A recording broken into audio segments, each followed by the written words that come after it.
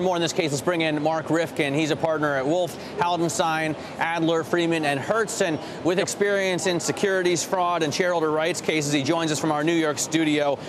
So thanks so much for joining us. Let me ask, Mark, to start with about the timing here. You know, everybody wants to compare this to Michael Milken, although Milken wasn't actually convicted of insider trading. I think it was reporting violations and securities violations. But Milken only did 2 years of his 10-year sentence. Why does it seem that Raj Rajaratnam is going to have to serve a lot more? Well, this is a different sentencing regime now, and under the law as it currently stands, a federal prisoner who's sentenced serves roughly at least 85% of his sentence. There's no parole. There's credit for good behavior, and that can be up to 15% of the sentence. But he'll serve at least 85% of the 11-year sentence, so he's going to be in for at least about 9 years. Let's talk for a second about the money in the case. Michael Milken, by the way, is still the 488th richest person in the world, according to Forbes. Raj Rajaratnam also, at least before this case, a billionaire. It's estimated, though, that he only netted, or the whole insider trading scheme here only netted $64 million, and that only $7 million of a gain came to Raj Rajaratnam. They seem like small figures in comparison.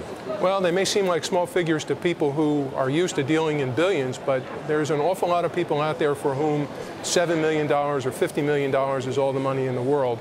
The real problem that we have, given the scope of the crime, is how to deter people from wrongdoing in the future. I mean, how many people would take that deal and say, look, if you give me $50 million in profit, which is the number that Judge Hallwell commented on today, I'll take my chances and serve 10 years in prison. And that's a real problem. That's a real concern that we have when we look at a sentence.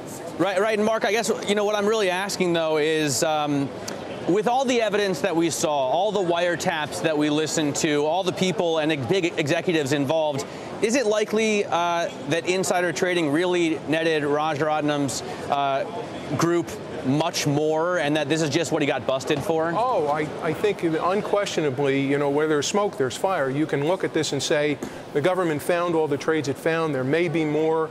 The system may be a bigger system than the one the government presented, but I think that the evidence was pretty compelling that, you know, his firm made somewhere on the order of about $73 or $74 million in profit from these trades. That's an awful lot of money.